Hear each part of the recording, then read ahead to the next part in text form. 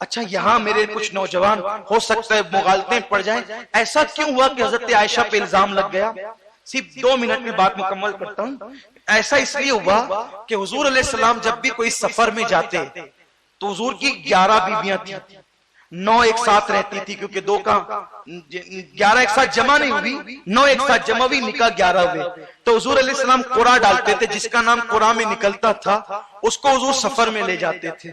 تو حضرت عائشہ کو غزوہ بنو مستلق میں حضور ساتھ لے جب واپس لوٹ رہے تھے تو حضور علیہ السلام کی یہ عادت کریمہ تھی کہ حضور علیہ السلام پیچھے کوئی ایک آدمی کو رکھتے تھے کہ کوئی گری پڑی چیز ہو تو آپ اس کو بعد میں اٹھا کر کے لانا۔ تو چونکہ حضور علیہ السلام جب واپس لوٹ رہے تھے مدینہ طیبہ کے قریب، حضرت عائشہ صدیقہ جو ہے وہ ہودج سے، وہ پردے والا ہودج ہوتا تھا اونٹ پر، اس پہ وہ عورتیں رہتی تھی، مرد اس اونٹ بٹھاتے تھے، اتار لیتے تھے، پھر اونٹ پہ رکھ دیتے تھے اور سواری چل پڑتی تھی۔ ساری عورتیں اتری، سارے کام ہو گئے اور سیدہ عائشہ نے کہا کہ حضور مجھے حاجت کے لیے جانا ہے۔ حاجت کے لیے گئی، اتری اور حاجت کے لیے گئی، واپس آئی، ہودج میں بیٹھ گئی ہودج میں، اور گلے پر ہاتھ ڈالا تو کہ میری رخصتی کے وقت میری امی نے جو ہار دیا تھا وہ گم ہو گیا۔ اب سوچا حضور سے اجازت لوں گی، ناراض ہوں گے کہ تمہاری وجہ سے پورا قافلہ رکے گا، سب کو رکنا پڑے گا، ٹائم پاس ہوگا، اب واپس جانا ہے گھر کی طرف، سب جلدی میں ہے۔ تو آپ نے حضور سے اجازت نہیں لی، ہودج سے بغیر کسی کی اجازت کے باہر نکلی اور جہاں بیت الخلاء کے لیے گئی تھی وہاں ہار ڈھونڈنے لگی۔ تو لوگوں کو کیا لگا؟ اندر ہے، حضرت عائشہ صدیقہ اندر ہے۔ اور جب آقا نے پوچھا سب آ گئے؟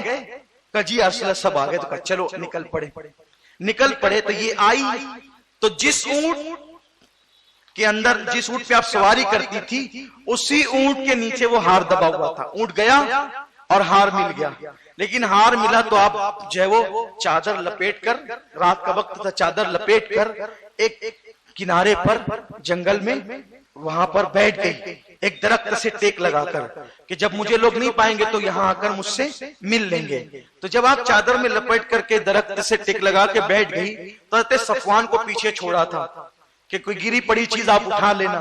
تو حضرت صفوان جب آئے دور سے دیکھا تو چونکہ جب پردے کا حکم نازل نہیں ہوا تھا تب حضرت صفوان نے حضرت عائشہ کو دیکھا تھا پردے کے حکم سے پہلے۔ اب جب نظر پڑی تو آپ نے زور سے انا للہ و انا الیہ راجعون پڑھی۔ یہ کیا ہو گیا؟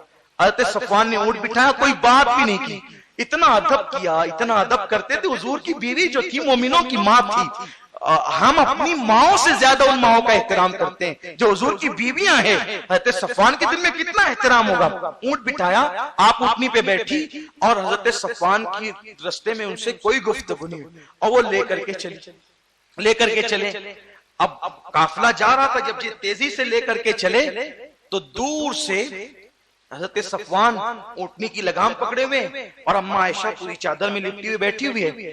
تو ہر جنگ میں منافقین بھی ساتھ ساتھ جاتے تھے، تو منافقین نے جب دیکھا تو ان کو تو موقع مل گیا ہنگامہ کرنے کا، اب وہ ہنگامہ کر بیٹھے کہ ایسا ہوا ایسا ہوا ایسا ہوا۔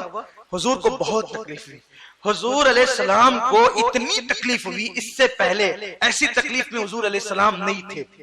حضور علیہ السلام نے اتنی تکلیف تھی کہ جب وہ واپس لوٹی تو جنگل کے ماحول سے ڈر گئی تھی، بیمار پڑ گئی۔ حضور نے ان کو ان کی والدہ کے یہاں پہنچا دیا اور صحابہ سے پوچھا مجھے یہ بتاؤ کہ عائشہ کے معاملے میں تم لوگ کیا کہتے ہو؟ صدیق اکبر کی بیٹی تھی، انہوں نے کچھ نہیں کہا، وہ چپ تھے۔ حضرت فاروق اعظم نے کہا یا رسول اللہ میں گواہی دیتا ہوں۔ آقا نے فرمایا کہ میں اپنی اہل بیت کے حوالے سے بہت مطمئن ہوں، لیکن تم سے پوچھتا ہوں تم کیا کہتے ہو؟ سیدنا فاروق اعظم نے کہا یا رسول اللہ میں گواہی دیتا ہوں آپ کی بیوی پاک دامن ہے، اور دلیل یہ ہے جب اللہ نے آپ کے جسم پر مکھی کا بیٹھنا گوارا نہیں کیا، کیونکہ مکھی گندگی پہ بیٹھے پھر آپ پہ بیٹھے، جب اللہ کو یہ گوارا نہیں ہے تو ایک عورت زنا کر کے آپ کے نکاح میں رہے، یہ کیسے اللہ کو گوارا ہو سکتا ہے؟ اس لیے آپ کی بیوی پاک دامن۔ مولا علی نے کہا، حضرت عثمان غنی نے کہا یا رسول اللہ میں گواہی دیتا ہوں آپ کی بیوی عائشہ پاک دامن ہے۔ دلیل یہ ہے کہ جب اللہ نے آپ کا سایہ نہ بنایا، کیا دلیلیں دی ہے صحابہ نے، قربان جائے اسی کو ایمان کہتے ہیں، یہی ایمان ہے، یہ اسلام ہے۔ گویا کہ وہ عثمان غنی نہیں بول رہے ہیں، وہ گویا کہ عثمان غنی نہیں بول رہے ہیں، اللہ اکبر. آج اہل سنت کی جو بولی ہے یہی تو بولی ہے. گویا کہ آج کا سنی مسلمان بول رہا ہے یا عثمان غنی کی بولی ہم بولتے ہیں. یہ حقیقت ہے جو انہوں نے. حضور آپ کی بیوی پاک دامن ہے. وہ کیوں؟ کہ اس لیے کہ جب اللہ نے آپ کا سایہ نہ بنایا. کیوں نہ سایہ بنایا؟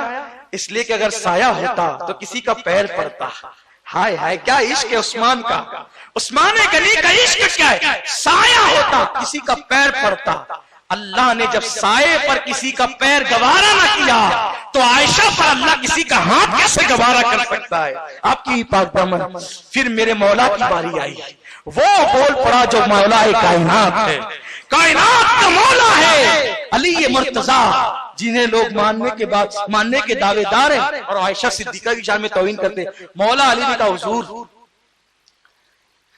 عائشہ پاک دامن ہے. وہ کیسے؟ عرض کرتے ہیں آقا آپ نماز جنازہ پڑھا رہے تھے. توجہ قربان کیا بولیاں ان لوگ. آپ نماز جنازہ پڑھا رہے تھے, آپ کی نالین میں جو کا خون لگ گیا. دیکھو یہ علی کی باری کی ہے. علی کا بولنا یوں ہوتا ہے, علی یوں بولتے ہیں. نالین میں جو کا خون لگ گیا. جو میں خون کتنا ہوتا ہے کبھی دیکھا؟ ناخن بھی پورا نہیں بھرتا. جو میں اتنا جو کا خون لگ گیا. اللہ نے وحی کی, اللہ نے حبیب تیری نالین میں جو کا خون لگا ہے. حبیب اتنی نجاست بھی تیری نالین میں ہمیں گوارا نہیں ہے, جلدی سے یہ نالین اتار دے. آقا اگر نالین میں جو کا خون لگ جائے تو خدا نالین اتارنے کا حکم دیتا ہے. اگر آپ کی بیوی اگر یہ گندگی کی ہوتی تو لوگ تو بعد میں پہلے اللہ کہتا حبیب جب تیری نالین میں جو کا خون لگے تو ہمیں وہ نالین گوارا نہیں ہوتی. جو بیوی زنا کر لے تیرے نکاح میں وہ گوارا کیسے ہو سکتی ہے؟ اگر اللہ نے حکم نہیں دیا آپ کی بیوی پاک دامن ہے. صحابہ نے یہ اسٹیٹمنٹ دیے تھے. اب جو علی کا نام لے کر عائشہ کو گالی دیتا ہے وہ علی والا نہیں ہے, کیونکہ علی تو کہتے ہیں کہ جس نالین میں جو کا خون لگے وہ بھی گوارا نہیں, تو جس پہ زنا ہو جائے وہ کیسے گوارا ہو سکتی ہے. تو یہ صحابہ کا کہنا تھا. لیکن بہرحال یہ سب تو یہ کہتے رہے, حضور کچھ نہیں کہتے تھے. آج کل کے منافقین بھی کہتے. وہ کیوں نہیں کہتے تھے؟ وہ اس لیے نہیں کہتے تھے کہ انہیں علم غیب ہے. کہ انہیں علم تھا تو بول دینا چاہیے تھا. ارے بول دیتے تو تم جیسے بدبخت کو ایک عنوان تقریر کا اور ملتا کہ دیکھا اپنی بیوی کی صفائی پیش کر دی نا, پیش کر دی نا, پیش کر دی نا. تم کہتے. اللہ کے رسول نے فرمایا ہم نہیں بولیں گے. ہم بولیں گے تو یا بخاری میں لکھا جائے گا یا مسلم میں یا ترمذی میں یا ابن ماجہ میں یا ابو داؤد میں یا مصنف ابن عبد الرزاق میں لوگ اس پہ مناظرے کریں گے. اس لیے حضور چپ رہے. میں بولوں گا تو بخاری لکھے گا, مسلم لکھے گا, ابو داؤد لکھے گا. میں کیا بولوں؟ جب میں چپ رہوں گا تو میرا خدا بولے گا, اور جب وہ بولے گا تو قرآن بنے گا. جب وہ بولے گا تو قرآن بنے گا. اور قرآن میں بھی سورہ بقرہ میں نہیں, قرآن میں بھی سورہ یاسین میں نہیں, قرآن میں بھی سورہ کہف میں نہیں. ہر سورت میں ان کی طہارت آ سکتی تھی. بھیجا تو سورہ نور میں بھیجا, اور جس میں طہارت بیان کی اس کا نام نور رکھا. نور. ہر سورت عظمت والی ہے, نور ہی میں طہارت کیوں؟ اور جس میں طہارت ہے اس کا نام نور کیوں؟ اس کا نام نور کیوں؟ اس لیے کہ سورج کا جو نور ہے اس پہ پیشاب ڈالو تو وہ گندا نہیں ہوتا. پاخانہ ڈالو. کبھی سورج کی شعاؤں پہ کل ڈال کے دیکھیے, بہت قربانی کے جانور لائے ہو, تھوڑا سا ڈال دینا, شعاؤں کا کچھ ہوگا؟ نہیں ہوگا. ارے نادان, جب سورج کا نور میلا نہیں ہوتا تو مصطفیٰ کا نور میلا کیسے ہو سکتا ہے؟ اسی لیے میرا امام پھر کہنے لگا مچل مچل کر, شمع دل مشکاتن سینہ زجاجہ نور کا. شمع دل مشکاتن سینہ زجاجہ نور کا. تیری صورت کے لیے آیا ہے سورہ نور کا. تیری صورت کے لیے یا رسول اللہ, تیری صورت کے لیے آیا ہے سورہ نور کا. تو اللہ نے الزام کو ہٹا دیا, قرآن بن گیا. پھر وہ اور ایک خاص بات، سبحان اللہ، ایک خاص بات دیکھو، اگر تم محلے میں کبھی تم کو تجربہ ہوگا، اگر تم کسی کی بیوی کو جا کے کہو کہ تمہارے شوہر کا فلانی سے کچھ چکر ہے، سب سے بڑا ہنگامہ کون مچاتا ہے؟ صحیح صحیح بولنا، سچی بات بولو، کون ہنگامہ سب سے زیادہ کرتا ہے؟ ڈرتے کیوں ہو؟ ابھی ہے توڑی نا، ارے بولو بھائی، سچی بات بولو، سب سے زیادہ ہنگامہ کون کرتا ہے؟ بیوی کرتی ہے۔ اگر کسی عورت کو دیکھ کر آپ نے مسکرا بھی دیا، کوئی دل میں ارادہ نہیں، نہ اس بیچاری کا ارادہ ہے، بس ایسے ہی کوئی مسکرا دیا، ہنگامہ کون کرے؟ گسیا کے جا کے بیٹھ جائے گی، ہے نا؟ اس کو دیکھ کے مسکرایا کیوں؟ یہی ہوگا نا، کیونکہ بیوی اتنی غیرت مند ہوتی ہے کہ وہ چاہتی ہے کہ اس کا شوہر صرف اسی کا رہے، وہ شوہر میں شرکت، ارے نکاح کے بعد شرکت نہیں چاہتی تو ناجائز تعلقات کو کیسے برداشت کر لے گی؟ کوئی بیوی برداشت ہی نہیں کرتی۔ پنچایت بیٹھتے صرف کس بنیاد پہ؟ دیکھ کے ہنسا کیوں؟ یہی تو ہوتا ہے نا، کسی کا فون آ جائے اور کسی عورت کا 4 بات زیادہ کر لیجئے تو آپ نہیں دیکھ سکتے، دن بھر ایسا لگتا ہے کہ جیسے منہ کا زاویہ کچھ بڑھ گیا ہے۔ یہ عورتوں کا حال ہوتا ہے کسی سے بھی متعلق۔ اگر کوئی یہ کہے نا نہیں میری بیوی کوئی آبجیکشن نہیں لیتی، تو میں کہوں گا کہ بھائی صاحب آپ کی بات سچی نہیں ہے۔ کیوں؟ بیوی ہوتی وہ ہے جو ہر چیز میں شرکت گوارا کرتی ہے، شوہر میں شرکت جائز طور پہ بھی گوارا نہیں کرتی، ناجائز کی تو بات ہی چھوڑیے۔ اب آئیے اصل عنوان کی طرف۔ دیکھو میں اس لیے آپ کو اتنا اتر کر کے بولتا ہوں تاکہ آپ کے دماغ میں بات آ جائے، میرے بچے جو چھوٹے چھوٹے بیٹھے ہوتے ہیں وہ بھی سمجھ جائیں، کیونکہ پتہ نہیں ان کے جوان ہونے تک ہم رہیں گے یا نہیں رہیں گے، تو ان کے دماغ میں بات آ جائے تاکہ ان کے ایمان کی حفاظت ہو جائے۔ اور ہمارے یہاں پڑھے لکھے بھی آتے، بہت ان پڑھ لوگ بھی آتے ہیں، اس لیے ہم چاہتے ہیں کہ بہت اتر کر آپ کے معیار کی گفتگو کریں تاکہ ہر بندہ سمجھ لے۔ تو اگر کسی کے بارے میں صرف الزام بھی لگ جائے تو سب سے زیادہ ہنگامہ کون کرتا ہے؟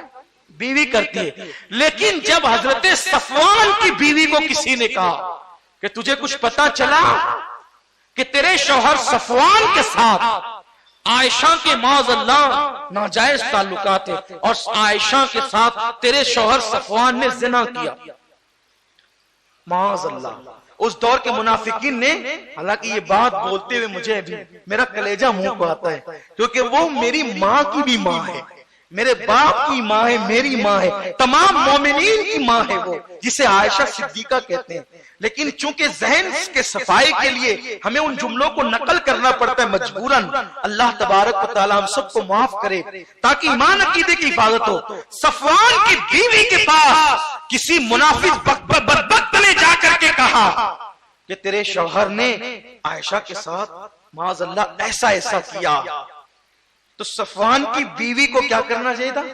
ہنگامہ چاہیے، بھئی بیوی بیوی ہوتی ہے، اور اس دور کی بیویاں تو اور خطرناک، کیونکہ زمانے جاہلیت سے قریب ہے نا وہ دور، اس دور کی عورتیں تھیں، تو ہنگامہ کرنا چاہیے۔ اس نے بالکل ریلیکس ہو کر کہا یہ ہو ہی نہیں سکتا۔ توجہ آپ کی، یہ ہو ہی نہیں سکتا۔ کیوں نہیں ہو سکتا؟ کیونکہ وہ جانتی تھی حضرت صفوان مرد نہیں تھے، نامرد تھے، تو وہ جانتی تھی جو خود کی بیوی کے ساتھ ایسا نہیں کر سکتا تو وہ عائشہ کے ساتھ ایسا کیوں کر سکتا ہے؟ اب حیرت ہوتی ہے، اللہ کی حکمت یہ ہے کہ جس کے ساتھ الزام لگنا تھا اللہ نے بچپنے سے ان کو نامرد بنا دیا تاکہ یہ الزام ہی ختم ہو جائے اور حضرت عائشہ کی طہارت لوگوں کے سامنے واضح ہو جائے۔ یہ ہے میرے رب کی شان۔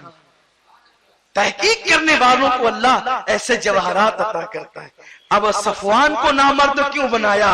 کیونکہ آپ جانتے ہیں اگر بڑے نقصان سے بچانے کے لیے چھوٹا نقصان کرو تو چل جاتا ہے۔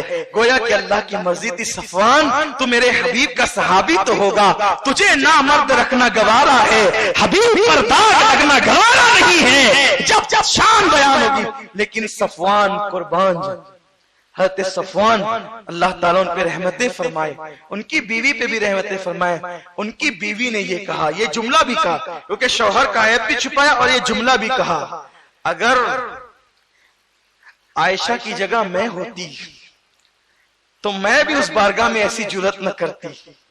اور اللہ اکبر، کتنا پیارا جملہ کہا، عائشہ کی جگہ اگر میں ہوتی تو میں بھی ایسی جرات گوارا نہ کرتی، ایسی بدبختی نہ کرتی. عائشہ تو حضور کی بیوی ہے، وہ یہ کیسے کر سکتی ہے؟